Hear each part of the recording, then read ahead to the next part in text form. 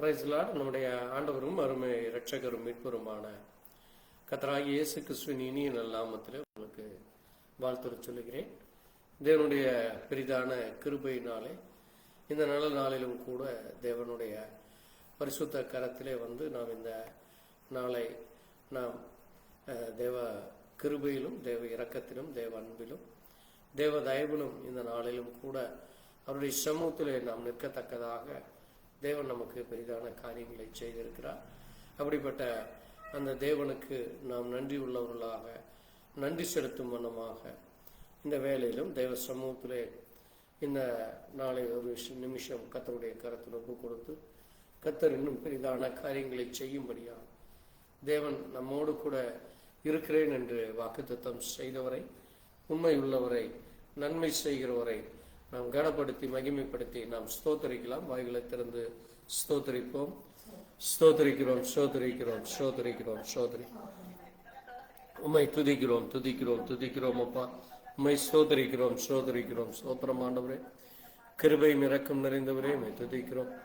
தேவாதி தேவனே, உம்மை துதிக்கிறோம். ராஜாதி ராஜனே, கர்த்தராகிய இயேசு கிறிஸ்துவே, உம்மை துதிக்கிறோம் அப்பா. அற்புதங்களும் அதிசயங்களும் செய்கிறவரே, ஆசீர்வாதங்களை தருகிற தேவனாயிருக்கிறீரப்பா. இந்த அருமையான ஆகஸ்ட் 13ஆம் நாள் புதன்கிழமை வாழை வேளையிலே தேவனே உடைய சமூகத்திலே வந்து நிற்கத்தக்கதாய் எங்களை தகுதிப்படுத்தினக்காய் நன்றி. நாங்கள் ஒன்றுமில்லை கர்த்தாவே. இந்த நல்ல வேளையிலும் உடைய இரக்கம் தயவு தொடர்ந்து எங்களுக்கு கிடைக்கட்டும். இந்த நேரத்திலே நாங்கள் பாடல் மூலமாய் உம்மை ஆராதிக்க தொழுதுகளும் நம்முடைய வார்த்தைகளை வாசித்து சத்திய தேவனை விதமாய் எங்களோடு கூட இடைப்படுகிறீர் என்று அறிந்து கொள்ளும்.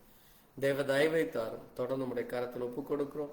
நம்முடைய அன்பு ஆசீர்வாதம் வழிநடத்த எங்களோடு கூட எங்களை பலப்படுத்த இயேசு கிறிஸ்துவினுடைய பரிசுத்த நாமத்தில் ஆமாம்.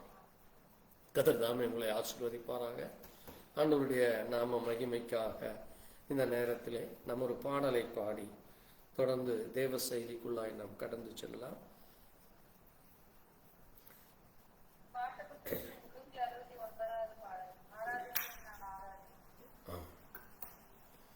முன்னூற்றி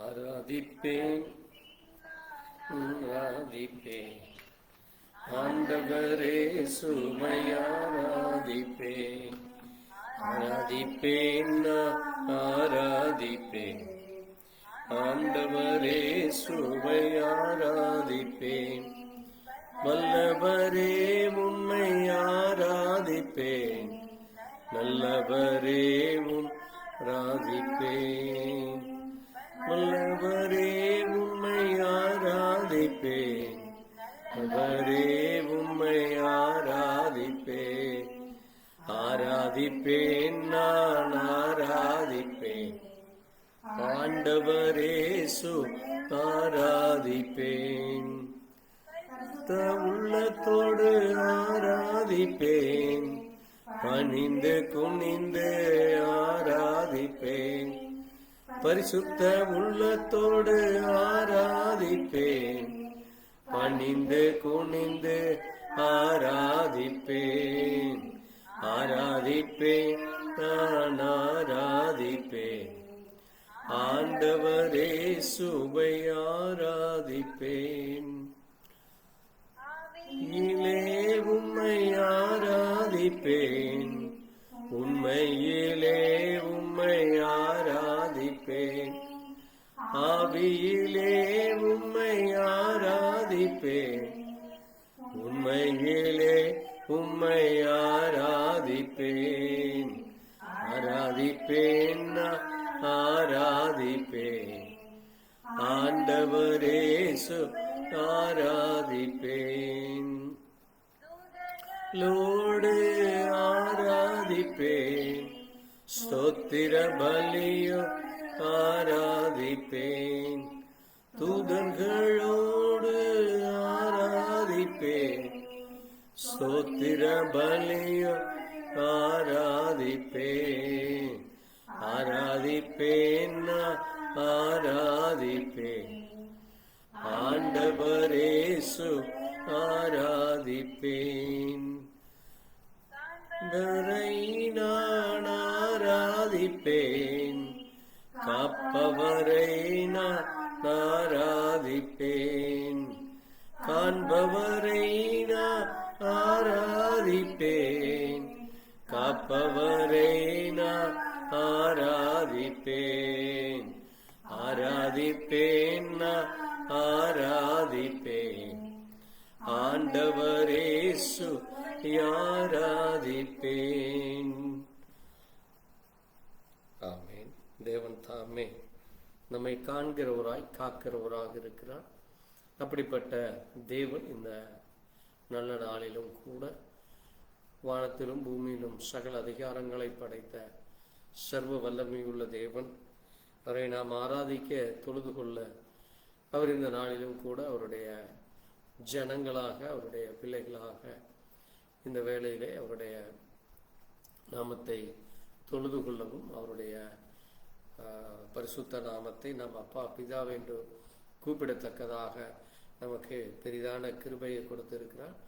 அப்படிப்பட்ட தேவனுக்கு இந்த நேரத்திலே நாம் அவருடைய வார்த்தையை வாசித்து நாம் எழுந்து நின்று இந்த வேளையிலே தேவன் ஒரு ஆவிக்குரிய ரகசியத்தை தேவன் நமக்கு அவருடைய வருகை நாட்களிலே நமக்கு மிக முக்கியமான காரியங்களை வெளிப்படுத்துகிற தேவனாக இருக்கிறார். அந்த காரியத்தை நாம் இன்றைக்கு மிக அவசியமாக அறிந்து கொள்ள வேண்டியதாக இருக்கிறது. ஏனென்றால் நாட்கள் பொல்லாததால் காலத்தை பிரயோஜனப்படுத்திக் கொள்ளுங்கள் என்று வேதம் நமக்கு சொல்லி, ஆகவே தேவனை குறித்தும் அவருடைய வருகைக்கு முன்பாக நடக்க வேண்டிய மிக முக்கியமான காரியங்களை குறித்து நாம் அறிந்து கொள்வது மிக அவசியமான ஒன்றாக இருக்கிறது. ஆகவே இந்த வேளையிலே வெளிப்படுத்தின விசேஷத்திலே 17ஆம் அதிகாரத்திலே ஒரு சில வார்த்தைகளை வாசித்து இங்கே இந்த நாளுக்கான வேத வாக்கியங்களை நாம் தியானிக்க போகிறோம்.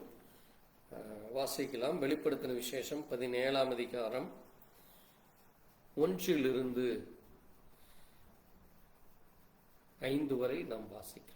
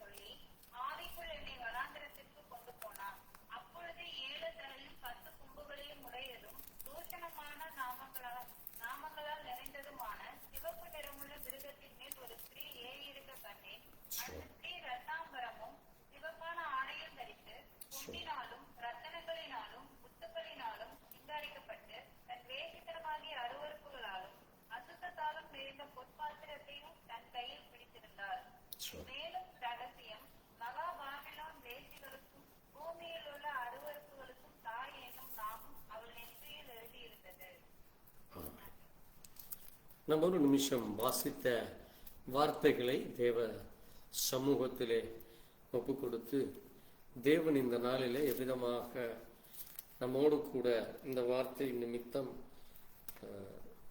பேசுகிறார், அதனுடைய காரியம் என்ன என்று நாம் இன்றைக்கு அறிந்து கொள்ளப் போகிறோம். நீங்கள் அவசியம் நாம் ஜெபத்தோடு தொடங்கலாம். தொடர்ந்து நான் ஒரு சில முக்கியமான காரியங்களை சொல்லுகிறேன். அதை நீங்கள் உங்களுடைய டைரியிலே கொடுக்கப்பட்ட அந்த டைரியிலே நீங்கள் அவசியம் இது ஒரு முக்கியமான நாம் அறிந்து கொள்ள வேண்டிய கடைசி நாட்களுக்குரிய ஒரு சத்திய வசனமாக, வார்த்தையாக, வெளிப்பாடாக இருக்கிறது. தேவன் அதை கிருபையாய் நமக்கு இந்த நாட்களிலும் தன்னுடைய தூதர்களை அனுப்பி தன்னுடைய பிள்ளைகளுக்கு இந்த நாட்களிலே அவர் பேசுகிற தேவனாக, அவர் இந்த நாளிலும் அவர் நமக்கு இங்கே வாசித்த அந்த 7 தூதர்களில் ஒருவன் பேசினதனுடைய விளக்கத்தை நாம் தியானிக்க போகிறோம். நம்ம ஒரு நிமிஷம் கண்களை மூடி ஜெபிக்கலாம். எங்களை நேசிக்கிற எங்கள் நல்ல ஆண்டவரே, வானத்திலும் பூமியிலும் சகல அதிகாரங்களை படைத்த சர்வ வல்லமையுள்ள கர்த்தராகிய இயேசு கிறிஸ்துவே, அப்பா, அந்த அருமையான நாளிலும் இந்த மாலை வேளையிலும் உடைய வேதத்தை வாசித்து தியானிக்க, அதிலே சொல்லப்பட்ட மகத்தான மகிமையான காரியங்களை, அதனுடைய ஆசீர்வாதங்களை, எச்சரிப்புகளை குறித்து இந்த நேரத்திலே தியானிக்க தேவன் எங்களுக்கு கிருபை கொடுத்திருக்காய். இதிலே காணப்படுகிற ஒவ்வொரு காரியங்களை நாங்கள் இன்னும் அதிகமாய் அறிந்து, அது என்ன எப்படி என்று அறிந்து கொள்ள, புரிந்து கொள்ள தேவன் கிருபையை தார். ஆவியானவர் சபைகளுக்கு பேசுகிறதை காதுள்ளவன் கேட்க கடவன் என்று சொன்னேன். ஆவியானவர் தாமே எங்களோடு கூட பேசுகிற அந்த வார்த்தையை உணர்ந்து கொள்ள எங்கள் காதுகளை, செவிகளை திறந்தரணும். நீரே வார்த்தையின் தேவனாய் இருக்கிறீர், வெளிப்பாட்டின் தேவனாய் ஜனங்களுக்கு புரிந்து கொள்ள, அதை அறிந்து கொள்ள தேவ ஞானத்தை, கிருபையை தர வேண்டுமா இயேசு கிறிஸ்துவினுடைய பரிசுத்த நாமத்திலே ஆமென். உட்காரலாம். ஆண்டவராகிய இயேசு கிறிஸ்துவின் இனிய நாமத்திலே உங்களுக்கு வாழ்த்துக்களை சொல்லுகிறேன். தேவனுடைய கிருபையினாலே இந்த நேரத்திலும் தேவனுடைய சத்திய வார்த்தைகளை நாம் வாசிக்க, அதை குறித்து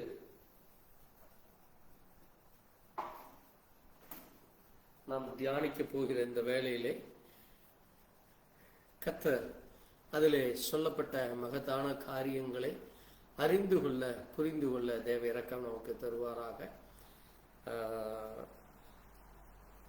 இதற்கு இன்றைக்கு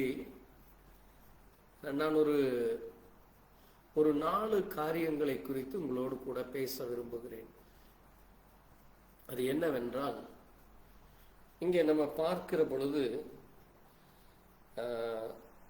முதலாவது ஸ்திரீயை குறித்து பேசப்பட்டிருக்கிறது. ஒரு ஸ்திரீ, மகாவேசி என்று சொல்லப்பட்டிருக்கிறது.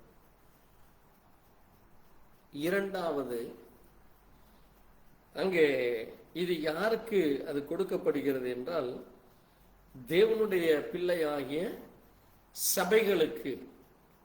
யாருக்கு அது? சபைக்கு கொடுக்கப்படுகிற மிக முக்கியமான காரியமாக இருக்கிறது. மூன்றாவது, திரளான, இதில் நீங்க வாசிக்கிறப்போ அங்கே நம்ம பார்த்தோம், அவள் எப்படி உட்கார்ந்திருந்தாலாமா? திரளான தண்ணீர்கள் மேல். அடுத்தது அங்க நம்ம வாசிக்கிறப்போ அவளுக்கு என்ன இருந்ததாமா? 7 தலை 10 கொம்புகள். நான் அநேக தரம் சொல்லியிருக்கிறேன், நம்ம அந்த 7 தலைனா என்ன, 10 கொம்புகள் என்றால் என்ன நம்ம தியானிக்க போகிறோம் என்று.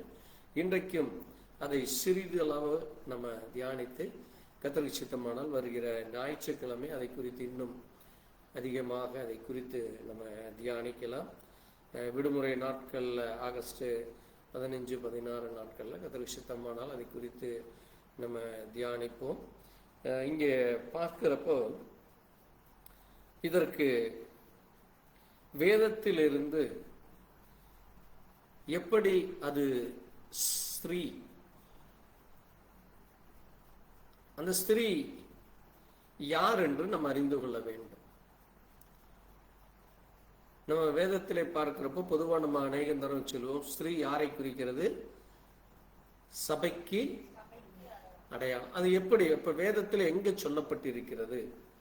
அங்க நம்ம அதை வேதத்தின் மூலமாக நம்ம அறிந்து கொள்ளும் பொழுது மட்டும்தான் நம்ம மற்றவரிடத்துல பேசும் பொழுது அதை ஏற்றுக்கொள்வார்கள். அல்லது நம்ம ஏதோ ஒரு தனிப்பட்ட காரியமா பேசுவது போல அதை அவர்கள் புரியாமல் அங்கே தேவையில்லாத கான்ட்ராவர்சி டாக் போயிட்டு இருக்கும். அப்போ நம்ம வேதத்தில் வாசிக்கிறப்போ ஏசாயா 54, 5, 6 வாசிக்கலாம்.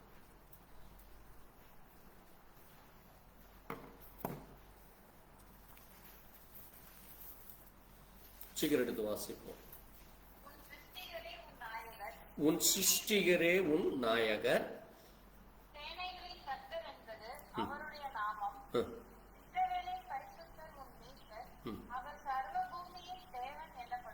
பாருங்க, நம்முடைய தேவன் யாராக இருக்கிறாராமா? அவர்தான் பரிசுத்தமான மீட்பர், சர்வ பூமிக்கும் தேவன். ஆமென். அப்ப இந்த முழு உலகத்துக்கும் தேவன் யாரு? நம்முடைய ஆண்டவராகிய இயேசு கிறிஸ்து. அவர் இஸ்ரவேலுக்குள்ளாக ஒரு பரிசுத்தராக இருந்தார். இன்றைக்கு நமக்கும் அவர் உலக ரட்சகராக. அவர் எப்படிப்பட்டவர்? மீட்பர். அவர் யாரு? நம்முடைய நாயகன், நம்மை சிருஷ்டித்தவர், நம்மை நம்ம ஒருவரையும் சிருஷ்டித்த சிருஷ்டிக்கிறவர். அவர் தான் நம்முடைய நாயகன். நாயகன்னா என்னது? புருஷன், கணவன். அப்ப அவருடைய மனைவி யாரு? நம்ம தான். சபைதான் மனைவி. ஆமென். இது எப்படி நம்ம பார்க்கலாம். அங்க எப்படி பாருங்க, கைவிடப்பட்டு வாசிக்கலாம். கைவிடப்பட்டு பணம் வந்தவளான ஸ்திரீயை போலவும் இளம்பிராயத்தில் விவாகம் செய்து தள்ளப்பட்ட மனைவியை போலவும் இருக்கிற ஒரு கர்த்தர் அழைத்தார். பாருங்க இயேசு சொல்கிறார். பாருங்க, நம்ம எப்படி இருந்தோமாமா? கைவிடப்பட்டவர்களை போல எப்படி இருந்தோம்?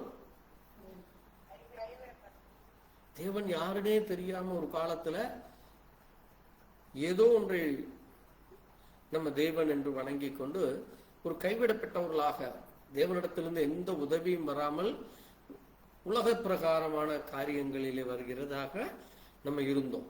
ஆமென். அதே போல அங்கே கல்யாணமாய் சின்ன வயதிலேயே அங்கே கைவிடப்பட்ட அல்லது விவாகம் செய்து தள்ளிவிடப்பட்ட ஒரு மனைவி. யாரை தள்ளி விடுவாங்க? இந்த உலகத்துல யாரை தள்ளி விடுவாங்க? யாரை தள்ளி விடுவாங்க? யாரைத்தான் தள்ளி விடுவாங்க? ஒரு கணவன் மனைவி வேதத்தின் அடிப்படையில் யாரை எதற்கு தள்ளி விடலாம்? எந்த ஒரு காரணத்துக்காக? எந்த ஒரு காரணத்துக்காக? கரெக்டா சொல்லணும், வேதத்தின்படி பேசணும். தெரியலனா அமைதியா இருக்கணும். எந்த காரணத்துக்காக?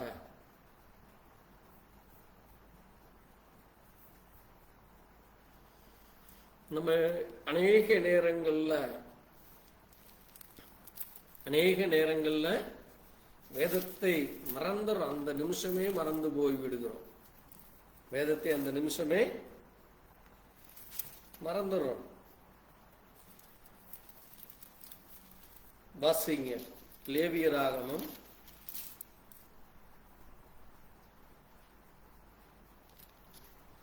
20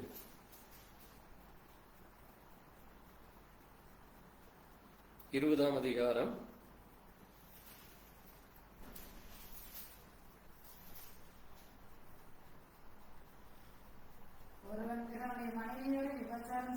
பாருங்க, ஒருவன் மனைவியோடு விபச்சாரம் செய்தால்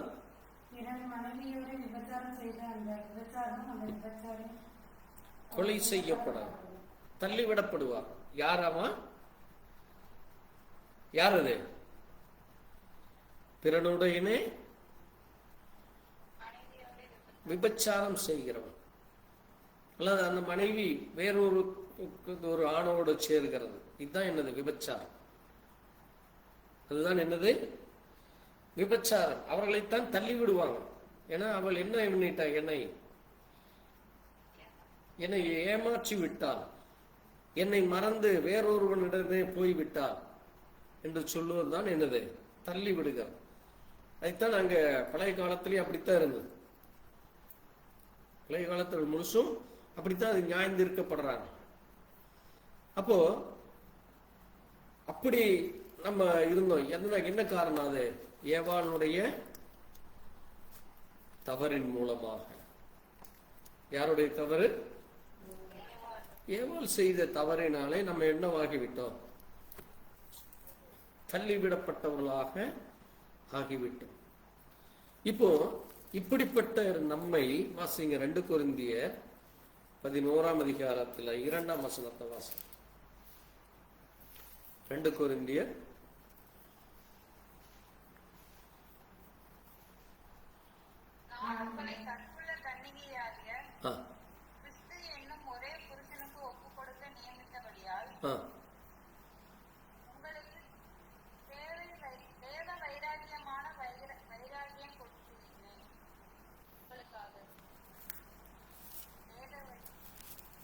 தொடர்ந்து வாசிக்கலாம்.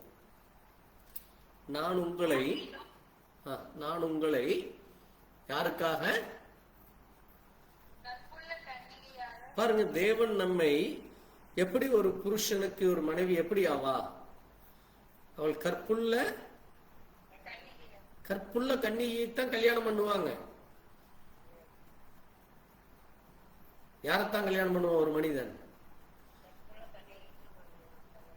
அதே போல ஸ்திரீயும் விபச்சாரக்காரனோட திருமணம் செய்து கொள்ள மாட்டான். இது சரீர பிரகாரமா நடக்கும். அது போலத்தான் ஆவிக்குரிய காரியத்திலே. அப்போ பாருங்க, ஜனங்கள் எவ்விதமாக வஞ்சிக்கப்படுகிறார்கள், எப்படி ஆவிக்குரிய காரியத்திலே எவ்விதம் வஞ்சிக்கப்படுகிறார்கள். அதைத்தான் அங்கே பவுல் சரீர பிரகாரமாக பேசி அதோடு இணைக்கிறார். எப்படி ஆவிக்குரிய நம்ம புருஷன் யாரு? ஆவிக்குரிய புருஷன் யாரு? கிறிஸ்து என்னும் ஒரே புருஷன். அதைத்தானே வாசிச்சீங்க, மறந்துடுறீங்க, ஒரு நிமிஷத்துல மறந்துடுறீங்க. யாரது? ஒரே புருஷன். அப்ப இப்ப நம்ம ஆவிக்குரிய நமக்கு ஒவ்வொரு சபை விசுவாசிக்கும் யாருதான் புருஷன்? கிறிஸ்து. இப்ப இந்த புருஷனுக்கு நம்ம ஒப்பு கொடுக்கப்பட்டு நியமிக்கப்பட்டிருக்கிறோம். ஆமென். இப்போ இங்க என்ன சொல்லி இருக்கு பாருங்க, நியமிக்கப்பட்டிருப்படியால் உங்களுக்காக தேவ வைராக்கியம் கொண்டிருக்கிறேன்கிறார் பவுல். பவுல் நமக்காக அந்த வைராக்கியம் கொண்டிருக்கிறார்.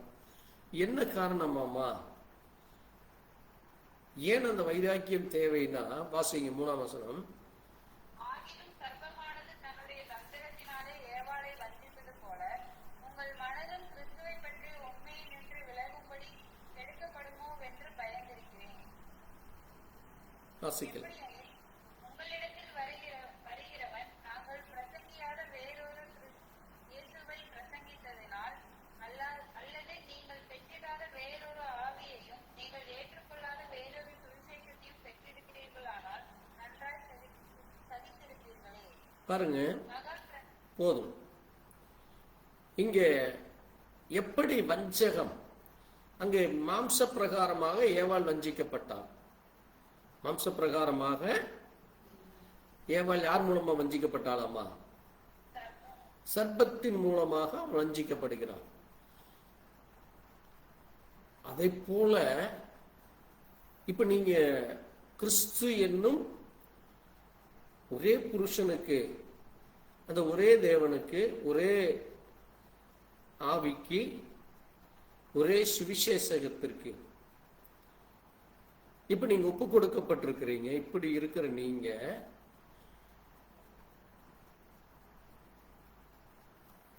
வேறொரு இயேசுவை, யாரை?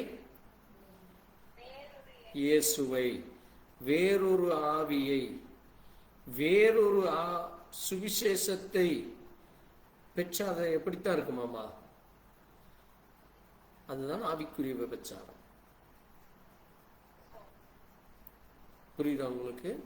சரீர பிரகாரமான விபச்சாரத்தோடு இங்கே பவுல் ஆவிக்குரிய விபச்சாரம் என்று இந்த 3 காரியத்தை சொல்லுகிறார்.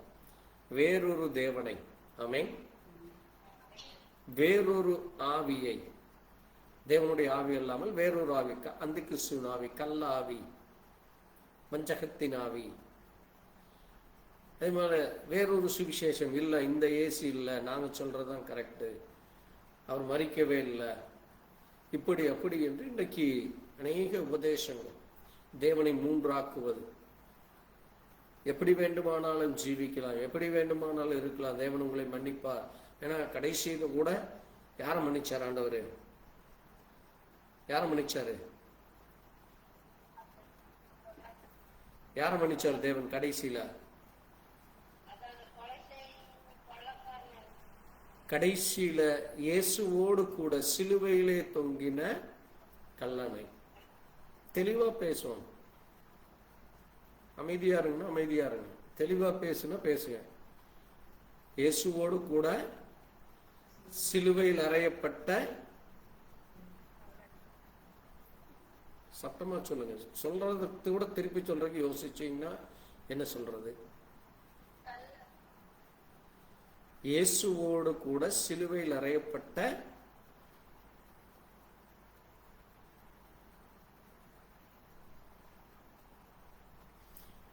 இயேசுவோடு கூட சிலுவையில் அறையப்பட்ட அந்த கல்லனை அவர் என்ன செய்தார்?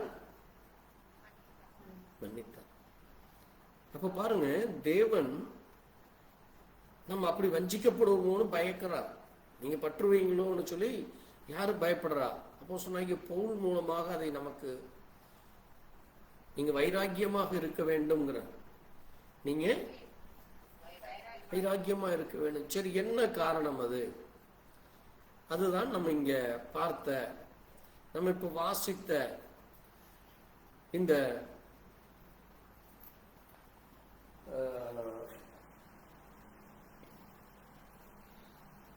வெளிப்படுத்தின விசேஷம் 17ஆம் அதிகாரத்துல அங்கே என்ன இருக்காமா? யார் வருகிறார்?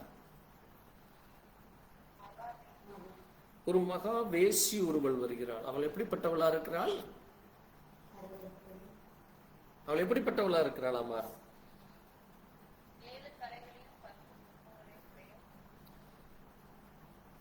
அவள் வேசித்தனம் என்கிற மதுவாலே பூமியின் குடிகளிலும் வெறிகொண்டிருக்கிறார்கள். அவளுடைய மதுவினாலே, யாருனால?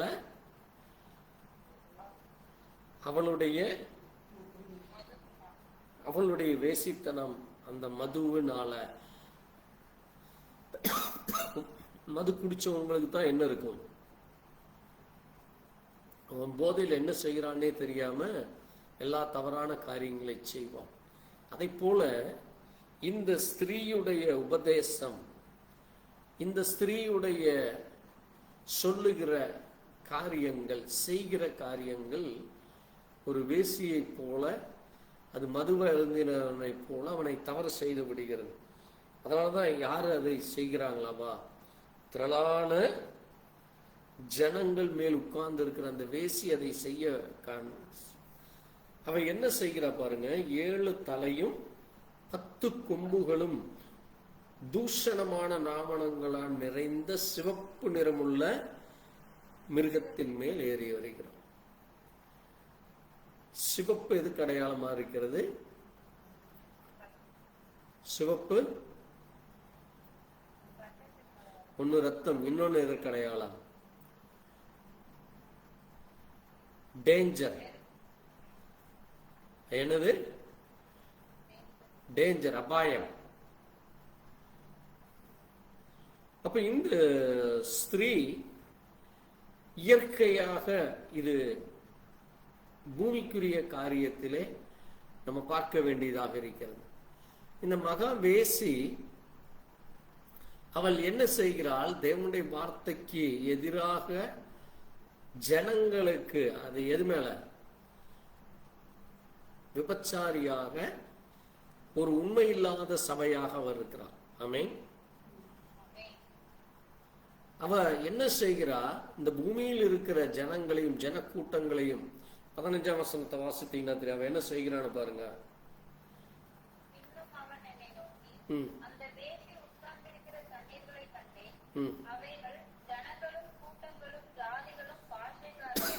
பாருங்க, அவள் எப்படி இருக்கிறாளாமா? அது ஒரு ஜனங்கள், பூமியில் குடியிருக்கிற ஜனங்கள். பாருங்க, அதை விளக்கமாகவும் சொல்றாங்க. அப்போஸ்தலனாகிய யோவான் அதை என்ன செய்கிறாரு? விளக்கவும் படுத்துறாரு. ஏதோ தண்ணீர் இருந்தது, ஸ்திரீ இருந்தது அப்படிங்கிறத நீங்க இன்னும் தெளிவா தெரிஞ்சுக்குங்கன்னு சொல்லி அவள் என்ன செய்கிறார்? அந்த தண்ணீர் கண்டாயே, அந்த தண்ணீர் யார்? அது ஜனங்களும் கூட்டங்களும் ஜாதிகளும் பாஷைக்காரர்கள். அங்க 4 காரியம். ஜனங்கள்னா என்னது? ஒருவர் இருவர் இல்ல, அநேகர். கூட்டம் கூட்டமா, எப்படி கூட்டம் கூட்டமா வர்றாங்க. அவைக்கு அப்புறம் என்னது? எல்லா ஜாதிகள் இருந்தும். அப்படின்னு என்னது? ஜாதினா ஆங்கிலத்துல நேஷன், நம்ம ஊர்ல சொல்ற ஜாதி இல்ல. நேஷன் என்னது? உலகத்தில் இருக்கிற ஒவ்வொரு நாடுகள்ல, இந்தியா, அமெரிக்கா, லண்டன், அங்கே இங்கே இருக்கிற உலகத்தில் இருக்கிற சுமார் 200க்கும் அதிகமான நாடுகள் தான் தேசம், ஜாதிகள் அப்படின்னு பேரு. அடுத்தது பாஷைக்காரர்கள். ஒவ்வொருவரும் ஒவ்வொரு பாஷை பேசுறோம். நம்ம இந்தியாவிலேயே ஆயிரக்கணக்கான பாஷை இருக்கு. உலகம் பூரா எத்தனையோ ஆயிரம் பாஷை இருக்கு. இப்படி பாஷைக்காரர்கள் இவளுடைய அந்த மதுவை அருந்த அங்கே அந்த போதையில வெறி கொண்டிருக்கிறபடி இவள் செய்கிறாளாமா. இவள் என்ன செய்கிறாள்? இவள் விபச்சாரியானதுனாலே என்ன செய்கிறாள்? எப்படி ஏவாளை ஏமாற்றினது போல ஜனங்களையும் ஏமாற்றி தான் சபை, நான் சொல்லுவதுதான் சரி, நான் பேசுறதை நீங்க கவனமா கேட்கணும், நான் சொல்வதை நீங்க கேளுங்க என்று சொல்லி ஜனங்களை வஞ்சிக்கிறான். பாருங்க, அவ எப்படிப்பட்டவளாமா? அந்த 7 தலைகள் அவளுக்கு எத்தனை இருக்குது? ஒரு தலை, 2 தலை இல்லை. பொதுவா மனுஷனுக்கு எத்தனை தலை இருக்கும்? தலை தான் இருக்கு. ஆனா இவளுக்கு எத்தனை தலை இருக்காமா? 7 தலை இருக்கு. அப்ப அதனுடைய அது ஆவிக்குரிய காரியம். இந்த இதுலதான், படத்துலதான், அந்த டிராயிங்ல தான் போடுவாங்க, பாம்புக்கு 5 தலை 10 தலை அப்படின்ட்டு. அதெல்லாம் சும்மா டிராயிங் வரைகிறது. அப்படியெல்லாம் உலகத்துல இன்னைக்கு வரைக்கும் யாருமே கண்டுபிடிக்கல. அதான் சும்மா கையில வரைஞ்ச படம். ஆனால் இங்க வேதம் சொல்லுகிற அந்த 7 தலை அது எங்க இருக்கு? வாசிங்க, எசாயா 14ஆம் அதிகாரம் 13, 14 வாசிக்கலாம். நான் வானத்தில் ஏறுவேன், தேவனுடைய நட்சத்திரங்களுக்கு மேலாக என் சிங்காசனத்தை உயர்த்துவேன், கடற்பரப்புகளில் ஆராதனை கூட்டத்தின் சர்வதேசத்தை வைத்திருப்பேன் என்றும், நான் தேவர்களுக்கு மேலாக உன்னதங்களில் ஏறுவேன், உன்னதமானவர்களுக்கு ஒப்பாவேன் என்றும் நீ உன் நெற்றியில் சொன்னாயே. ஆனாலும் நீ ஆகாதமான பாதாளத்திலே தள்ளப்பட்டு போனாய். உன்னை காண்கிறவர்கள் உன்னை உற்று பார்த்து உன்னை குறித்து இவன் தானோ பூமியை தத்தளிக்கவும் ராஜ்யங்களை அதிகம் செய்து. சரி, 20ஆம் வசனத்தை வாசி. நீ அவர்களோடு 17 வாசிச்சுட்டு 20 வாசிக்கலாம். உலகத்தை வனாந்திரமாக்கி இவன் என்ன செய்கிறான் பாருங்க. அந்த அதிகாலையின் மகனாகிய விடிவெள்ளின்னு சொல்லி நம்ம இப்ப இந்த ஞாயிற்றுக்கிழமை கூட பார்த்தோம். யார் அது? பிசாஸ் என்று சொல்லுகிற லூசிபர். ஆங்கிலத்துல வாசிங்கன்னா சன் ஆஃப் மார்னிங் லூசிபர்னு போட்டிருக்கு. இவன் தேவனுக்கு சமமாக தன்னை அங்கே நினைத்ததினால், தேவனுக்கு விட தன்னை பெரிய ஆளாக அவன் மனதில் என்னதுனால அவன் தேவனால என்ன செய்யப்பட்டான்? இந்த பூமிக்கு தள்ளப்பட்டான். அப்படி தள்ளப்பட்டவன் இந்த பாதாளத்துல தள்ளுண்டு போனான். இது ஒரு பாதாளம் நிறைந்தது, கொலை நிறைந்தது. அதான் அவன் என்ன செய்கிறான் பாருங்க. உலகத்தை, இந்த உலகத்தையே அவன் வனாந்தரமாக்குகிறான். வனாந்தரம்னா என்னது? யாரும் குடியிருக்க முடியாததுதான் வனாந்தரம். வனாந்தரத்துல மனுஷர்கள் குடியிருக்க முடியாது. ஏன்னா அங்க என்ன கிடையாது? காடும் மலைகளும் தண்ணி கூட இருக்காது. அதான் வனாந்தரம். அடுத்தது பாருங்க, அது நகரங்களை அழித்து, அங்க நகரமே இல்லாத வரை அழிச்சு போடுறது. அடுத்தது என்னது? சிறைப்பட்டவர்களை தங்கள் வீடுகளுக்கு போகப்படாமல் இருந்தவன். ஜனங்களை சிறைபிடித்து தங்களுடைய வீடுன்னு என்னது? அவைக்குரிய வீடு, தேவனுடைய வீட்டுக்கு போக முடியாதபடி அவர்களை போக விடாமல் பிடிச்சு வைக்கிறவனாம. நான் சொல்ற காரியெல்லாம் நீங்க ஆவிக்குரிய விதத்துல அப்படியே பொருத்தி பாருங்க. இவன் ஜனங்களை என்ன செய்கிறான்? நீங்க இந்த உலகத்துல ஒரு வனாந்தரத்தில் இருக்கிற மாதிரி இருக்கு. அதான் கைவிடப்பட்டது, தள்ளப்பட்டது. ஒரு மனுஷனுக்கு யாருமே உதவி செய்யலைன்னு அவன் எப்படி இருப்பான்? வனாந்தரத்துல வாழ்வது போல இருப்பான். வனாந்தரத்தில் இருக்கிற மாதிரி இருப்பான். தண்ணி கொடுக்கறக்கோ அல்லது அவனுக்கு உதவி செய்கிறக்கோ அல்லது அவனுடைய அனுதின காரியங்களை செய்ய எந்த உதவியும் அவனுக்கு கிடைக்காது. அவன் தூங்குவதற்கு இடம் இல்லை. அங்க நடக்கிறக்கு நிற்கிறக்கு கூட முடியாத அளவுக்கு அவனுக்கு பயம் நடுக்கத்துல இருப்பான். அப்போ அவன் என்ன செய்கிறான்? சாத்தானானவன் இந்த உலகத்தை வனாந்தரம் போல, ஜனங்களை வனாந்தரத்துக்குள்ள நடக்கிறவங்களாட்ட நீங்க இன்னைக்கு அநேகர் பார்த்தீங்கன்னா அவருடைய செய்கைகளை பார்த்தீங்கன்னாலே தெரியும். யாருமே இல்லாத மாதிரி நடந்துக்குவாங்க. ஏன்னா அவன் மனசு எதில் இருக்குது? பயத்துல, நடுக்கத்துல, குழப்பத்துல. பாருங்க, நகரங்களை அழித்து இன்னைக்கு அதனாலதான் ஒரு தேசம் இன்னொரு தேசத்து மேல குண்டை போட்டு ஒருத்தருக்கு ஒருத்தர் அழிந்து கொண்டிருக்கிறாங்க, அழிச்சு கொண்டிருக்கிறாங்க. ஒவ்வொரு நாட்டுக்காரன் இன்னொரு நாட்டை. போர், அதான் போர் நடக்கிறது. அங்கிருந்து அகதிகளாக பிடிக்கப்பட்டு கொண்டு போறது, அல்லது நாடு கடத்தப்படுறது, அல்லது துரத்தி விடுகிறது அந்த இடத்தை விட்டு. இதை இன்றைக்கு அவன் செய்து கொண்டிருக்கிறான். அடுத்தது எப்படி? ஆவிக்குரிய விதத்தில் உங்களை சிறைபிடித்து தேவனிடத்தில் போக முடியாதபடி தேவனுடைய வீடுகளுக்கு போகாமல் பிடிச்சு வச்சுக்கிறது. இன்னைக்கு நீங்க வேதத்தை குறித்து அநேகருக்கு சொல்லும் பொழுது அவர்கள் என்ன செய்கிறாங்க? அதை குறித்து கேட்பதே இல்லை. என்ன காரணம்? இவன் அவர்களுடைய இருதயத்தில் இருந்து நீங்க என்ன சொன்னாலும் அவன் காதை அடைச்சு வச்சிருவான். இவன் உங்களை குறித்து தப்பாவே பேசிட்டு இருப்பான். ஐயோ உங்களை ஏமாத்துறான், அவனை நம்பி போயிடாதீங்க, அது பொய், அது அப்படி இப்படி என்று சொல்லி உங்களை என்ன செய்வான்? உங்களை குறித்து தவறாக அவர்களிடத்திலே உங்களுடைய நடவடிக்கைகளை குறித்து அல்லது அப்படி இப்படி என்று சொல்லி ஏதாவது ஒன்று சொல்லி அவன் ஜனங்களை வஞ்சித்துக் கொண்டிருக்கும். அதைத்தான் 20ஆம் வசனத்துல வாசிங்க.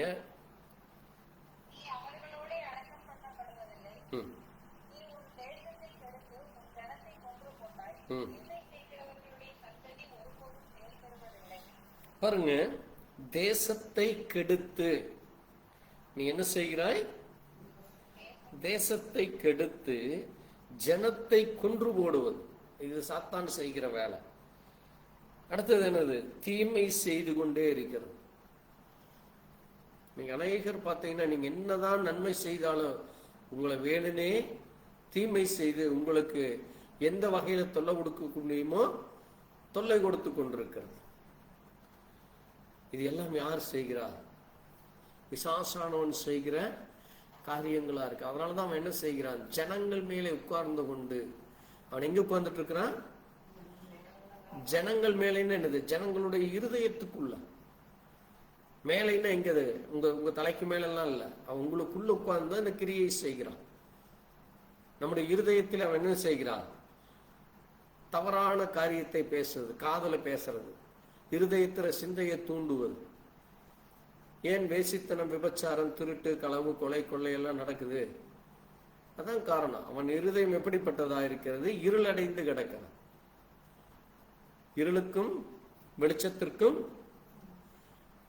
சம்பந்தம் இல்லை. தேவன் வெளிச்சத்தின் தேவனா இருக்கார். தேவன் இருக்கிற பிள்ளைகள் யாருமே போய் என்ன செய்ய மாட்டாங்க?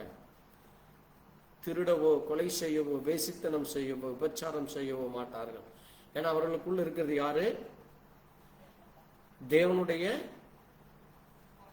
தேவ ஆவி அவனுக்குள்ள இருக்கிறதுனால அவங்க அதை செய்ய மாட்டாங்க.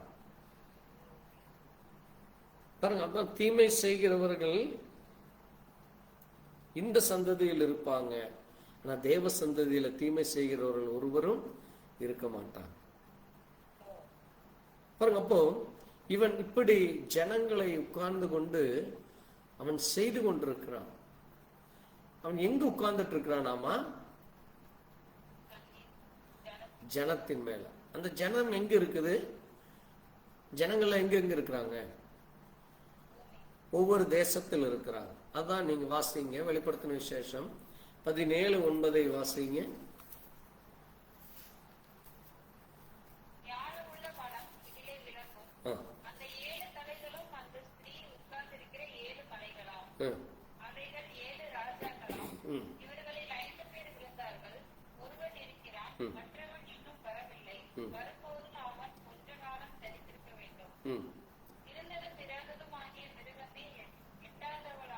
எட்டாதவனாக, எட்டாவது ஆள்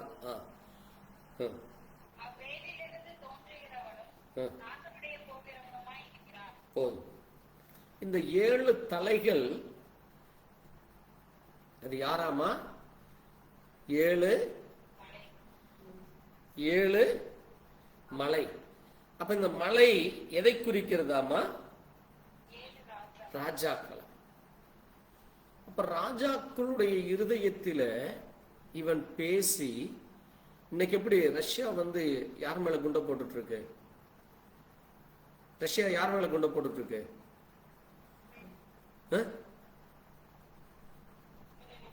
உக்ரைன் மேல.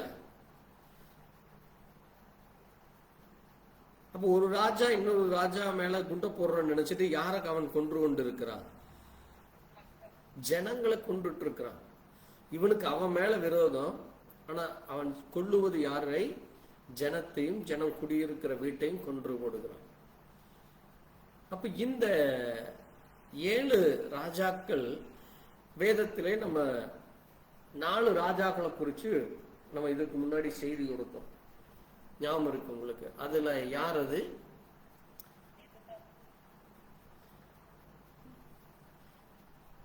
நாலு ராஜாக்களை குறித்து நம்ம எடுத்திருக்கிறோம். அது இயற்கையாக ஒவ்வொரு இதிலே இருக்கிறதாக இருக்கிறது. இந்த 7மே எங்க இருக்கிறது அப்படின்னு நீங்க பார்த்தீங்கன்னா, இந்த 7 தலைகள், அந்த 7 காரியம் எது எது அப்படின்னு நீங்க பார்க்குறப்போ, ஒன்று எகிப்து, ஒன்று இன்னொன்று அசரியா, இன்னொன்று மேதயா பெர்சியா, கிரேக்கம், பாபிலோன், ரோம், பாப்பல் ரோம், இப்படி 7.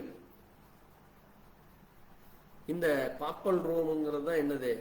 அரசியலும் மதமும் கலந்த கிபி 325 அது ஒரு புதிய சபையை உண்டாக்கினது. உலகம் முழுசும் அது தன்னுடைய ஆளுகைக்குள்ளாக கொண்டு வந்தது. இந்த 10 ராஜாக்கள்ல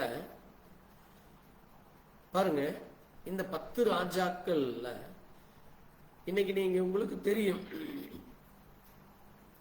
ஐரோப்பிய யூனியன் அது மிக முக்கியமான பொருளாதாரத்தை, அது யூரோ என்று தன்னுடைய பணத்தை வச்சு அது இன்னைக்கு அது தன்னுடைய காரியத்தை செய்து கொண்டு வருகிறது. அதே மாதிரி இந்த ஸ்திரீ என்ன செய்கிறாளாமா? இந்த ஜனங்களை ஏமாற்றும்படியாக இந்த 7 ராஜாக்கள் மூலமாக எகிப்தில் முதல் நான் உங்களுக்கு சொல்லி இருக்கிறேன். ஏன்னா எகிப்தில் முதல்ல யார் என்ன செய்தா? பார்வோனுடைய நாட்கள்ல என்ன நடந்தது?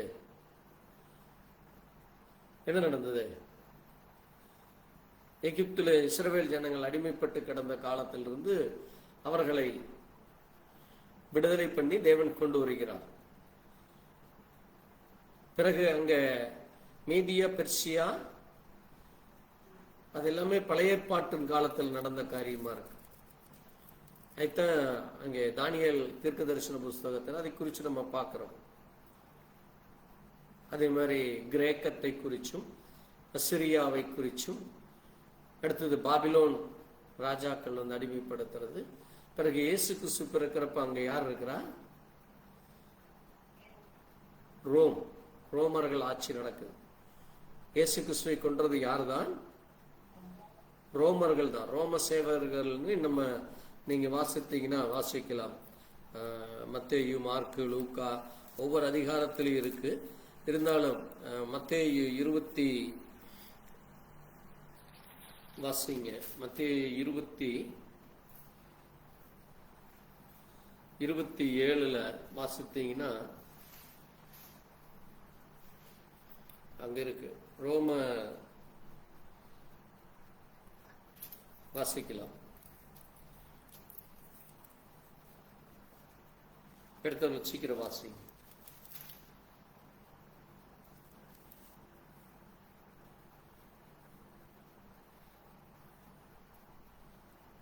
சீக்கிரம் வாசிக்கலாம்.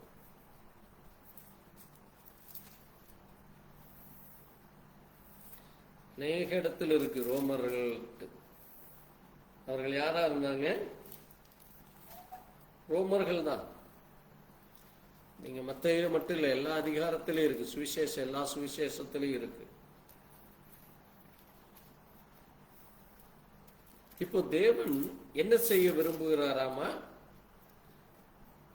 தேவன் என்ன செய்ய விரும்புகிறார்? தன்னுடைய ஜனங்களுக்கு, தன்னுடைய பிள்ளைகளை பாதுகாக்கும்படியாக அவர் என்ன செய்ய விரும்புகிறாராமா?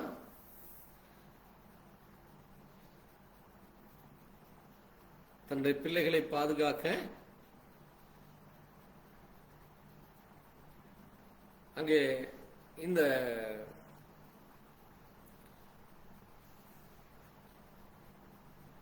ஏழு சபை காலங்கள் 7 முத்திரைங்கிற காரியத்தின் மூலமா தேவன் தன்னுடைய பிள்ளைகளுக்கு அதை வெளிப்படுத்துறார். இயேசு கிறிஸ்து மரித்த பிறகு அங்கே சீஷர்களோடு அங்கே பேசிக்கொண்டு அவர்களை ஒவ்வொரு நாளும் அங்கே அவர்களுக்கு எப்படி என்ன செய்ய வேண்டும் என்று அறிந்து அங்கே என்ன செய்கிறார்? அவர்களுக்கு தன்னுடைய வார்த்தையின் மூலமாக பேசுகிற தேவனாக இருக்கிறார். ஆமென். அப்போ தேவன் என்ன இங்க நீங்க பார்க்கிறப்போ அவர் அந்த நீங்க வாசித்த அந்த வெளிப்படுத்தின விசேஷத்துல வாசிக்கலாம்.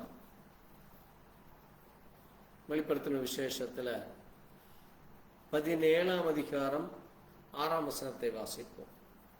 அந்த ஸ்திரீ பரிசுத்தவான்களின் இரத்தத்தினாலும் ம். இயேசுவினுடைய சாட்சிகளின் இரத்தத்தினாலும் ம். நெருக்கொண்டிருக்கிறதைக் கண்டு ம். அவளைக் கண்டு நான் மிகவும் ஆச்சரியப்பட்டேன். ம். அப்பொழுது தூதனானவன் என்னை நோக்கி, ம். ஏன் ஆச்சரியப்படுகிறாய்? ம். இந்த ஸ்திரீயினுடைய ரகசியத்தையும் ம். ஏழு சபையையும் ம். தலைகளையும் 10 ம். கொம்புகளையும் உடையதாய் ம். இவரை சுமக்கிற மிருகத்தினுடைய ரகசியத்தையும் உனக்கு சொல்கிறேன். ம். இந்த மிருகம் முன்னே இருந்தது, ம். இப்பொழுது இல்லை. அது பாதாளத்திலிருந்து ஏறி வந்து ம். நாசமடைய போகிறது உலக தோற்றம் முதல் ம். புத்தகத்தில் பேர் எழுதப்பட்டிராத பூமியின் குடிகள் ம். எத்ததும் இராமல் போனதும் ம். இருப்பதுமாய் இருக்கிற மிருகத்தை பார்த்து ஆச்சரியப்படுவார்கள். ம். ஞானமுள்ள மனம் இதிலே விளங்கும். ம். அந்த 7 தலைகளும் அந்த ஸ்திரீ உட்கார்ந்திருந்த 7 மலைகளாம். ம். அவைகள் 7 ராஜாக்களாம். இவர்களில் 5 பேர் விழுந்தார்கள், போதும். ஒருவன் இருக்கிறான். பாருங்க, இங்க இந்த காரியங்கள் இது நடக்க வேண்டியதாக இருக்கிறது. பாருங்க, ஸ்திரீ சபைக்கு அடையாளம்னு சொன்ன அந்த ஸ்திரீ, அந்த சபை என்ன செய்யப்பட்டதாமா? இந்த ஒவ்வொரு இந்த 2000 வருஷமாக நீங்க கணக்கெடுத்து பார்த்தீங்கன்னா தெரியும் உங்களுக்கு. இன்றைக்கும் கூட இந்தியாவில் அது நடந்துட்டு தான் இருக்கு. என்னது? ஊழியக்காரர்களை கொலை செய்வதும் தாக்குவதும், இயேசு கிறிஸ்துவை குறித்து நீங்க பேசாதபடி தண்டிக்கப்படுகிற காரியங்கள், ஜெயில் அடைச்சு போடுறது, சபைகளை இடித்தெறிவது. தெரியும், ஒரிசாவில் ஊழியம் செய்ய வந்த, மிஷினரி ஊழியம் செய்ய வந்த அந்த ஊழியக்காரரை அவருடைய மனைவி பிள்ளைகளை இப்படி 4 பேரை ஜீப்பில் வச்சு அப்படியே கொண்டு போட்டாங்க. மிக கொடுமையான காரியங்கள் இன்றைக்கும் உலகம் முழுசும் நடந்துட்டு இருக்கு. இந்தியாவிலையும் நடந்துட்டு தான் இருக்கு. இப்ப ஏன் இது நடக்கிறது? ஏன் இது ஆவிக்குரிய அடையாளமாக வேதத்திலே சொல்லப்பட்டிருக்கிறது என்றால், ஜனங்கள் என்ன செய்யல? ஜனங்கள் தேவனுடைய வார்த்தையை அறிந்து கொள்ளாமலும் அந்த வார்த்தையினுடைய மகிமையை புரிந்து கொள்ளாமலும் இருக்கிறாங்க. அதனாலதான் அங்க வெளிப்படுத்தல் 18:4 சொல்லுது, வாசிங்க. பின்பு வேறொரு சத்தம் வானத்திலிருந்து உண்டாக கேட்டு, அது என் ஜனங்களே, நீங்கள் அவர்களுடைய பாவங்களுக்கு உடன்படாமலும் அவளுக்கு நேரிடும் வாதைகளில் அகப்படாமலும் இருக்கும்படிக்கு அவளை விட்டு வெளியே வாருங்கள். பாருங்க, நீங்க அவளை விட்டு வெளியே வாங்கங்கிறார். ஆமென். அதனாலதான் தேவன் நம்மை வெளியே அழைச்சார். இந்த அசுத்தமும் அருவருப்பும் அக்கிரமும் பொல்லாத ஜனங்களும் நிறைந்த அந்த உலகத்திலே உலக ஆராதனையை விட்டு, அடிமைத்தனத்தை விட்டு, பேசித்தனத்தை விட்டு, மதுப்பழக்கத்தை விட்டு, அங்கே பொய்களை விட்டு, எல்லாத்தையும் விட்டு தேவன் என்ன செய்கிறார்? வெளியே வா என்று நம்மை அழைத்தார். இன்னும் அநேக இடங்கள்ல பாத்தீங்கன்னா ஜனங்கள் ஏன் இன்னும் தவறை செஞ்சுட்டு இருக்கிறாங்க அப்படின்னா என்ன காரணம்? அதைத்தான் அடிக்கடி நான் சொல்லுவேன். தவறு செய்கிறவர்கள் இன்னும் என்ன செய்யல? மனம் திரும்பல. உண்மையான மனம் திரும்புதல் இருக்கிறவன் அந்த தவறுகளை செய்ய மாட்டான். அவனுக்கு அந்த பயம் இருக்கு, நடுக்கம் இருக்கு. நான் தேவனுக்கு விரோதமாய் செய்கிறேன், என் தேவன் என்ன நினைப்பார், என் தேவனாலே அவருடைய நாமம் தூஷிக்கப்படுகிறது, என்னால அவருக்கு அந்த ஜனங்களுக்கு கெட்ட பேர், என்னால தேவனுடைய பிள்ளைகளுக்கு சபைக்கு ஒரு கெட்ட பேர், அந்த பாஸ்டருக்கு ஒரு கெட்ட பேர் அப்படின்னு சொல்லி அந்த பயம் வரும். அந்த நடுக்கம் அவங்களுக்குள்ள இருக்கு அந்த உண்மையான தேவ பிள்ளைக்கு. பிசாசு என்ன செய்கிறான், அதை கண்களை குருடாக்கி மது போதையில் இருக்கிறவனுக்கு எப்படித்தான் இருக்கு, அவன் அப்படியே மப்புல நடக்கிறப்ப அவன் என்ன பேசுறான்னு சொல்லி அடுத்த நாள் நீங்க கேட்டீங்கன்னா அவனுக்கு தெரியாது. கேட்டா அவன் என்ன சொல்லுவான், அங்க நீங்க அதுக்கு முந்தின வசனத்தை வாசிங்க, 18:3.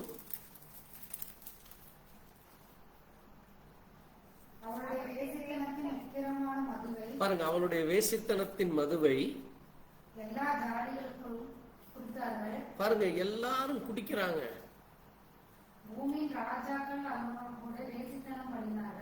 பாருங்க, ராஜாக்களோடு கூட இவங்க சேர்ந்துக்குவாங்க, அதிகாரத்துக்கு, பணத்துக்கு, அரசியலுக்கு போய் அவங்களோட சேர்ந்துக்கிறது.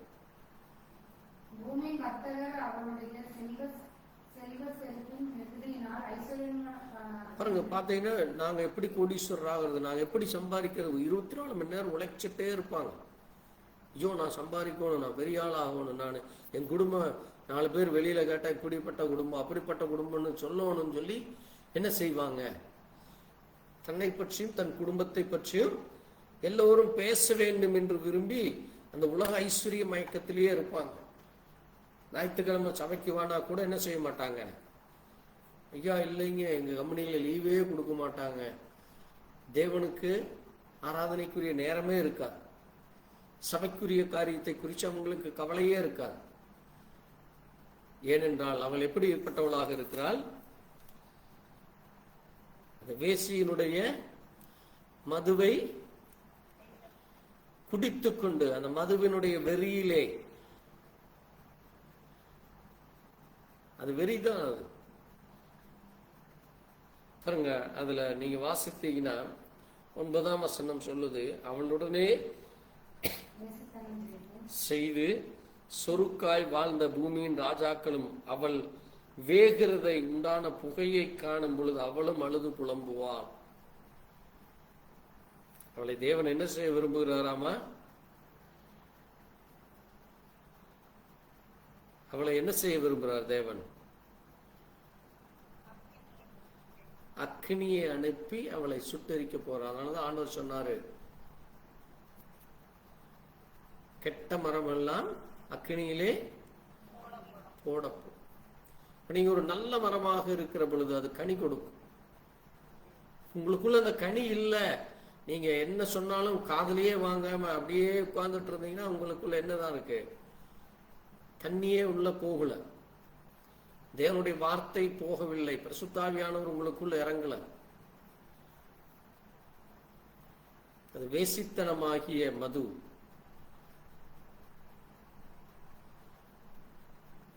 அதை அவர்கள் குடித்துக் கொண்டு அந்த மயக்கத்தில் இருக்கிறது போல இருக்கிறார். அதனால்தான் நம்ம தேவன் நம்மை அதை நமக்கு எச்சரிக்கிறார். அப்போ வேத வசனம் சொல்லுகிறபடி நம்ம என்னவாக இருக்க வேண்டியதாக இருக்கிறது, மிகவும் பயத்துடனே நடுக்கத்துடனே இருக்க வேண்டியவர்களாக இருக்கிறோம். இப்போ இது என்ன செய்ய போகிறது, இந்த கிபி 325க்கு பிறகு இந்த பாம்பு, அந்த சர்ப்பம் இன்றைக்கு அது ஜனங்களுக்குள்ளாக எப்படி இருந்து கொண்டிருக்கிறது, அது ஜனங்களுக்குள்ளாக என்ன செய்து கொண்டிருக்கிறது என்று நாம் அறிந்து கொள்ள வேண்டும். நான் ஒரு சில வசனங்களை வாசிக்கிறேன், கர்த்தருக்கு சித்தமானால் அதை அடுத்த வாரம் நாம் அதை குறித்து நம்ம இன்னும் அதிகமாக அறிந்து கொள்ளலாம். வாசிங்க.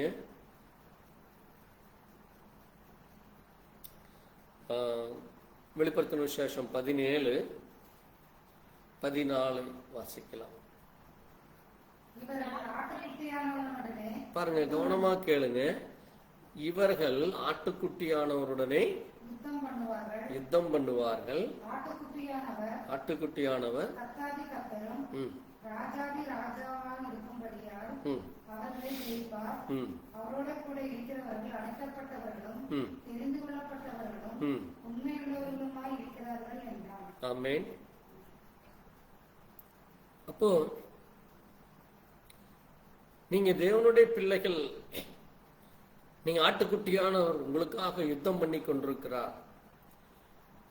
ஆட்டுக்குட்டியானவர் எனக்காக ஜெயத்தை கொடுப்பார், நான் ஜெயிக்கிறேன். அதனாலதான் நீங்க இதே வெளிப்படுத்தின விசேஷம்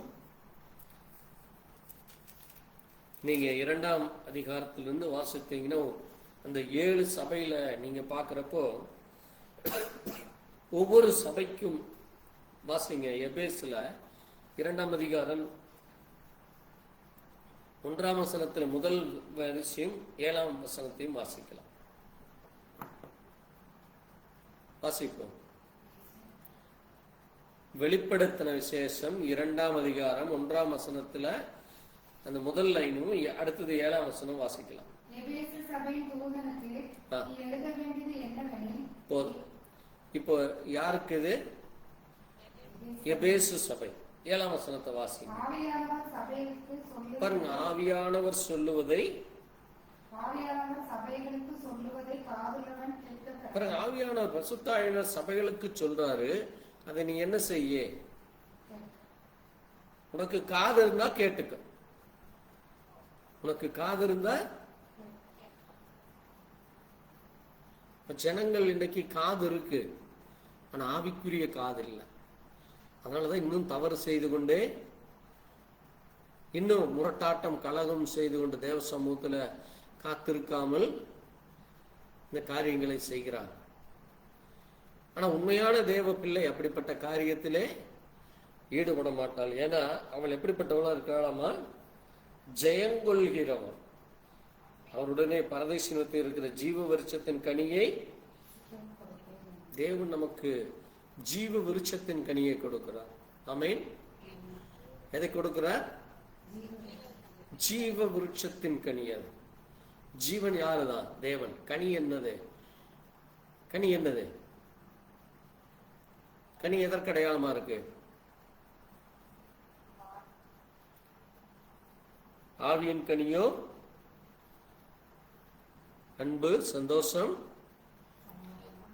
அந்த 9 கனிகள் கலாத்தியர் 5ஆம் அதிகாரத்தில் சொல்லப்பட்ட அந்த 9 கனிகள். அப்ப அந்த கனிகள் அவள் புசித்துக் கொண்டிருப்பாள் ஒவ்வொரு நாளும். ஆமென். அடுத்தது 8ஆம் வசனம் சொல்லுது சிமிர்னா சபை. அதுலயும் சொல்லுது 11ஆம் வசனம், ஜெயங்கொள்கிறவனுக்கு 2ஆம் மரணம் இல்லை. அவனுக்கு இல்லை, 2ஆம் மரணம் இல்லை. அப்ப யாருக்கு கிடையாது? ஜெயங்கொள்கிறவனுக்கு தான். அப்ப நீங்க ஜெயிக்கவே முடியாம இன்னும் தவறு செஞ்சுட்டு இருந்தீங்கன்னா அப்ப நீங்க என்ன எதுக்குள்ள இருந்துட்டு இருக்கிறீங்க? சரீர பிரகாரமா உங்களுக்கு மரணம், ஆவிக்குரிய மரணம் நீங்க வரவே முடியாது. ஏன்னா நீங்க சரீரத்து பிரகாரமா விழுந்து கிடக்கிறீங்க.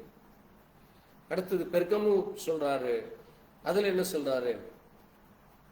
பெர்கமு சபைக்குமே, பெர்கமு சபையில ஆவியான ஜெயங்கொள்கிறவனுக்கு நான் மறைவான மன்னாவை கொடுப்பேன், அவனுக்கு புதிய நாமத்தை கொடுப்பேன். தேவன் நமக்கு புதிதான காரியங்களை ஒவ்வொரு நாளும் அவர் வார்த்தையின் மூலமாய் அவருடைய நாமத்தை நமக்கு வெளிப்படுத்தி கொண்டிருக்கிறார். அவருடைய கிரியைகளை நமக்கு வெளிப்படுத்தி கொண்டு. அடுத்து தியாத்ரா, அதுலயும் பாருங்க அவர் என்ன சொல்றாரு? உள்ளந்திரியங்களையும் இருதயங்களையும்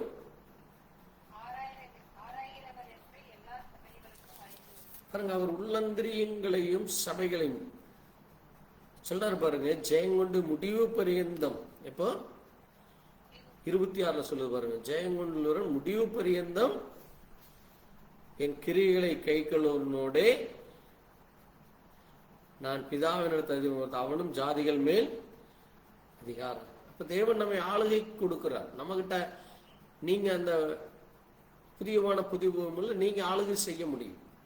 இன்னைக்கு நம்மை ஆளுகை செய்கிறார்கள், நாளைக்கு நம்ம ஆளுகை செய்ய முடியும். அடுத்து சரதைக்கு அப்படித்தான் சொல்றார், ஜெயங்கொள்கிறவனுக்கு வெண்வஸ்திரம் தரிக்கப்படும். ஜீவ புஸ்தகத்தில் அவனுடைய பெயரை கிறுக்கி போடாமல் இருக்கிறான். தவறு செய்கிற பொழுது கிறுக்கி போடுகிறார். அடுத்து பிலதெல்பியாலை சொல்றார் பாருங்க, என்ன சொல்றார், ஜெயங்கொள்கிறவனுக்கு தீங்கு அணுவதில்லை, அவன் மேல புதிய நாமத்தை எழுதுவேன். ஆமென். அவன் தேவனுடைய மகன், தேவனுடைய பிள்ளை என்கிற அந்த அதிகாரத்தை கிடையாது. லவோதிக்கேயாலையும் சொல்றாரு, என்னது, நீ குருடனா இருக்கிற, நீ நிர்பாக்கியம், பரிதபிக்கப்பட்டவன், தரித்திரன், குருடன், இப்படி இருக்கிறத நீ அறியாமல் என்ன செய்கிற, எனக்கு எல்லாம் இருக்குன்னு சொல்ற. ஆண்டவர் சொல்றாரு, நான் நேசிக்கிறவர்களை கடிந்து கொள். அதனாலதான் நாம் ஒவ்வொரு வாரமும் கடிந்து கொள்றோம். நீ இன்னும் அப்படியே இருந்து உன்னை அழித்து கொள்ளாதே, இன்னும் பழைய கிரியைகளோடு ஜீவிக்காதே, இன்னும் முரட்டாட்டத்தோடு கலகத்தோடு ஜீவிக்காதேன்னு சொல்லி தேவன் என்ன செய்கிறார், நம்மை ஒவ்வொரு வாரமும் வார்த்தை மூலமாய் கடிந்து கொள்கிறார். வாசிங்க 19ஆம் வசனத்தை பாருங்க. நான் நேசிக்கிறவர்களே, தேவன் நம்மை நேசிக்கிறாரா இல்லையா? அப்ப தேவன் நம்மை நேசிக்கிறார்னா அவர் என்ன செய்கிறார், நம்மை தேவனை எப்படி வந்து கடிஞ்சு கொள்வார் நம்ம கிட்ட? தேவனை நம்ம பார்த்திருக்கிறோமா? அவர் வார்த்தையின் மூலமாய் நம்மிடத்துல பேசுறார். ஆமென். அப்போ அந்த வார்த்தை சொல்லுறது நமக்கு கடிந்து கொள்ளுதலாக இருக்கிறது. அதனால பாருங்க, ஒருவனின் சத்தத்தை கேட்டு கதவை திறந்தார், நான் அவனோட போஜனம் பண்ணுவேன். அப்ப அவனும் என்னோட கூட சிங்காசனத்திலே உட்காருவான். ஜெயங்கொள்கிற பொழுது, எப்பொழுது நீங்க ஜெயங்கொண்டாத்தான் சிங்காசனத்துல போய் உட்கார முடியும். தேவன் எவ்வளவு பெரிய காரியங்களை நமக்காக செய்ய விரும்புகிறார் பாருங்க. அப்ப இந்த காரியத்தை குறித்து கர்த்தருக்கு சித்தமானால் வர்ற நாட்கள்ல நம்ம தியானிப்போம். ஏன்னா அது மிக முக்கியமான அநேக காரியங்கள் அதில் இருக்கு. இன்றைக்கு அது நம்மை சுற்றி நடந்து கொண்டிருக்கிற மிக முக்கியமான காரியமாக இருக்கு. அது இன்றைக்கு என்ன செய்து கொண்டிருக்கிறது, எவ்விதமாக ஜனங்களை வஞ்சித்து கொண்டிருக்கிறது, எவ்விதமாக ஜனங்களை அது அசுத்தத்திலும் அருவருப்பிலும் அங்கே குருடாக்கி கொண்டிருக்கிறது. நம்ம அதிலிருந்து எப்படி தப்பிக்க வேண்டும் என்று வேதத்தின் மூலமாய் தேவன் நமக்கு சொல்லி இருக்கிறார். ஆகவே நாம் அந்த அக்கிரமத்திலும் அநியாயத்திலும் மீறுதலிலும் அங்கே இரண்டாம் மரணமாகிய அக்கினி கடலிலே பங்கடையாதபடி தேவ சத்தத்திற்கு செவி கொடுக்கிறவர்களா பயத்தோடு உண்மையான உத்தமமான இதயத்தோடு வாழ தேவன் நமக்கு கிருபை கொடுப்பாராக. நாம் செபிக்கலாம். எங்களை நேசிக்கிற எங்கள் நல்ல ஆண்டவரே, கர்த்தராகிய இயேசு கிறிஸ்துவின் அருமையான வேளையிலே உம்முடைய வார்த்தைகளை வாசிக்கவும் தியானிக்கவும் அதில் சொல்லப்பட்ட மகத்தான காரியங்களை குறித்து அறிந்து கொள்ள தேவ கிருபை கொடுத்திருக்காங்க. ஆவியானவர் சபைகளுக்கு சொல்லுகிறதை காதுள்ளவன் கேட்க கடவன் என்று ஆவியானவர் தாமே வார்த்தையின் மூலமா எங்களோடு கூட பேசு. நீரே வார்த்தையாய் இருக்கிறீர், சத்தியம் உள்ளவராய் இருக்கிறீர். ஆண்டவரே, நீர் எங்களை கடிந்து கொள்கிறீரப்பா, நீர் எங்களை சிட்சிக்கிறீரப்பா. அது எங்களை பரிசுத்தப்படுத்தும், எங்களை தகுதிப்படுத்துவமாக இருக்கிற நாங்கள் ஒவ்வொரு நாளும் இன்னும் பயத்துடனே நடுக்கத்துடனே கர்த்தரை ஆண்டவரே கனப்படுத்த மகிமைப்படும். குமாரன் கோபம் கொள்ளாமலும் பலியிலே அவருடைய கோபம் பற்றி எரியாமலும் இருக்க அவரை அண்டிக் கொள்ளுங்கள் என்று சொல்லப்பட்டிருக்கிறது. ஆண்டவரே, நாங்கள் ஒவ்வொரு நாளும் உமக்கு கீழ்ப்படிய இறக்கம் பாரா. தொடர்ந்து உடைய வார்த்தையின் மூலமா எங்களோடு கூட பேசும். கேட்ட வார்த்தைக்காய் நன்றி சொல். இந்த பூமியானது எவ்விதமாக மதுவிலும் போதை மயக்கத்திலும் இன்னும் குருட்டு வேசித்தனத்திலும் தங்களை கெடுத்துக் கொண்டிருக்கிற அந்த பொல்லாத உலகத்திலும் ஆவிக்குரிய விபச்சாரத்திலிருந்து எங்களுக்கு பரிபூர்ண விடுதலை கொடுத்திருக்காய் சோதனை. நீரே எங்கள் நாயகராய் இருக்கிறேன், எங்கள் சிருஷ்டிகராய் இருக்கிறேன். நீரே எங்களுக்கு போதுமானவராய் இருக்கிறீர். ஆண்டவரே, கிறிஸ்து என்னும் ஒரே புருஷனுக்கு நாங்கள் கன்னிகையாக ஒப்பு கொடுக்கப்பட்டிருக்கிறோம் என்ற அந்த உணர்வோடு வாழ வேண்டும். ஒரு கன்னிகை அவள் ஒரு வேசியாய் மாறினால் அந்த புருஷன் அவளை தள்ளி விடுவான். ஒரு நீர் எங்களை தள்ளிவிடாதபடி நாங்கள் வனாந்தரத்தில் அலைந்து திரிந்து நாங்கள் மோசம் போகாதபடி எச்சரிக்கையாக வாழ வேண்டும் என்று சொன்னீரப்பா. தேவனை பயத்தோடு இருக்க, உம்முடைய வார்த்தையின்படி ஜீவிக்க தேவ கிருபையை தார். தேவ தயவு தொடர்ந்து கிடைக்கட்டும். கேட்ட சத்திய வார்த்தையின்படி நாங்கள் இன்னும் அதிகமான வார்த்தையை தியானிக்க தேவ இரக்கம் தார். உம்முடைய கரத்தில் ஒப்புக் கொடுக்கிறோம் எல்லாவற்றையும் இயேசு கிறிஸ்துவின் பரிசுத்த நாமத்திலே. என் ஆத்மாவே கர்த்தரை ஸ்தோத்திரி, முழு உள்ளமே பரிசுத்த நாமத்தை ஸ்தோத்திரி. என் ஆத்மாவே கர்த்தரை ஸ்தோத்திரி, கர்த்தர் செய்த சகல உபகாரங்களும் மறவாதே. ஆமென். அல்லேலூயா. கர்த்தர் ஸ்தோத்திரம் உண்டாவதாக. கர்த்தர் தாமே உங்களை ஆசீர்வதிப்பாராக. ஆமென். Praise the lord. Praise to God. கர்த்தர் ஸ்தோத்திரம். Thank you Jesus. ஆமாண்டவரே ஸ்தோத்திரம். ஸ்தோத்திரிக்கிறோம்.